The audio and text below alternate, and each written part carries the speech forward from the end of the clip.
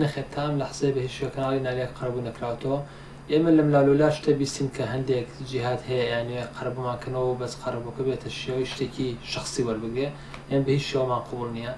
کەناڵی نالیا قەرارێکی پەرلەمان هەیە کە بڕیاری ژمارەیەکی ساڵی 2011 کە لە پەرلەمانی کوردستانە دەرچووە، ڕۆژی 23/2/2011 دەرچووە کە لە بڕگەی چواری ئەم بڕیارەیە بە وازەحی ئەڵێ پێویستە کەناڵی نالیا هەموو کەناڵانی تر کە زەرمەند بوو لە ڕووداوەکانی 7 شوبات و دوای 7 شوبات پێویستە حکوومەتی هەرێمی کوردستان قەرەبوویان بکاتەوە. ئەم بڕیاری پەرلەمان سەرۆکی یارم تەزدیقی کردو. ئێمە ئەگەر تەنها قەرەبوویەکمان بێت لە چوارچەوەی ئەو بڕیاریانمانوێت بەش ئیشی بۆ پرۆسە ڕۆتینیە قانونی خۆی ئەمانوێت، دەبێت ئێمە هیچ شتێکی لەم لەولا قبوڵ ناکەین، هیچ شتێکی شخصیمان نایەت و ئەوەی کە حکوومەت و ئەوەی کە بڕیاری کە پەرلەمانش دایەوە بە بچووکترین مافی خۆمان نەزانین و پێم وایە ئەوانە ئەگە قەرەبووشمان بکەنەوە ئەگەر لە چوارچەوەی یاسایەوێت و حکوومەت هێرەمان کاتەوە ئەوە نەخێر پێکردنێکە بە ئێمە نەسەدەقەیە نە هیچ شتێکە بگرەوە مافێکی خۆمان ئەگە وەریشی گرینەوە. بەڵام تا ئێستا هیچ شتێکی جدی خطواتێکی عملی نەبوو بۆەوە. ئەی چۆن دەستان کردەوە بەکارکردن؟ وەک جەنابڕەنە بزانیت ئێمە کەناڵی نالیا خاوەنی ئەسڵی کەناڵی نالیا گروپی کۆمپانیەکانی نالیە کە چەند پرۆژەیەکی وەبەرهێنانی خانوبەری هەیە و ئێستا گەورەترین پرۆژەی گەشتیاری هەیە لە هەموو عێراقا کە تقریباً نزیکی 800,000 مەتر دووجا زەوی وەتەرخان کراوە.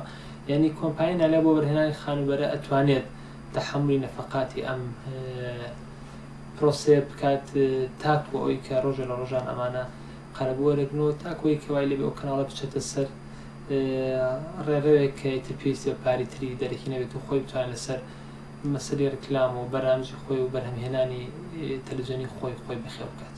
پێ وایە ینی مەسەلەی ڕکلام بە تایبەتی کە هێشتا نەبوو بە بارێکی باو لە ئەرێمی کوردستانی عێراقا بتوانێت هەموو بودجەی تایبەتی کەناڵی نالیا دابینکە بە تایبەتی ئەوەی کە من بۆیان باس کردوم کەناڵی نالیا دەبێتە 3 سەتەلایتی جیا.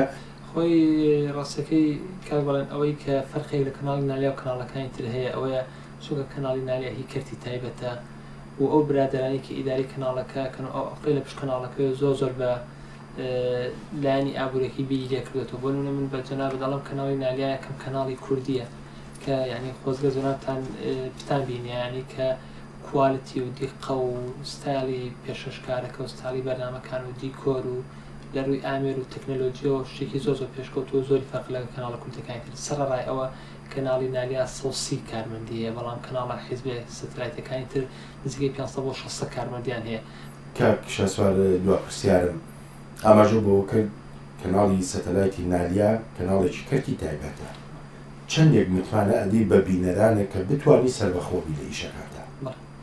خۆی بەڕاستی من پێ دەڵام ئەگەر منی سەرێرە هەچ قسەیەکیش بکەم ڕەنە زۆر قیمەتی نەبێت چکە بەداخە ئەو کەناڵانی کە سێبەریشن ئەو کەناڵانی کە حیزبیش لە پشتۆ لە پشتیانە بەخۆیان ڕەنە زۆریان بخۆیان سەربەخۆیە ئەهلی.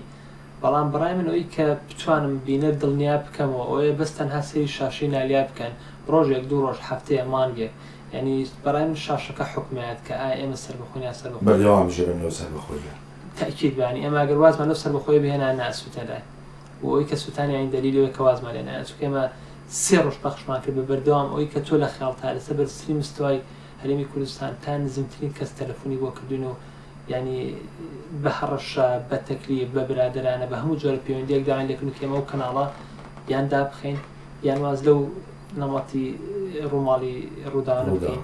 بەڵام بە هیچ شوێ ئێمە تەنازومان لە مافی خۆیان نەکرد و ئەوە مافی بینەرە کە ئەبێت ڕووداوەکانی بەڕاستی بۆ بگاستەوە وتمان ئەوە کەناڵە حیزبیەکانیان بە سەفەقاتی سیاسی لەگەڵتان ڕێەکەون کە چی پەخشکەن چی پەخشەکەن کەناڵی ڕاستەخینە کەناڵی ئەهلی چی ببینێت پەخشەکە خاتە بەرچاوی بینەر. کاک شاسوار سپاسی دەکەم. سپاس.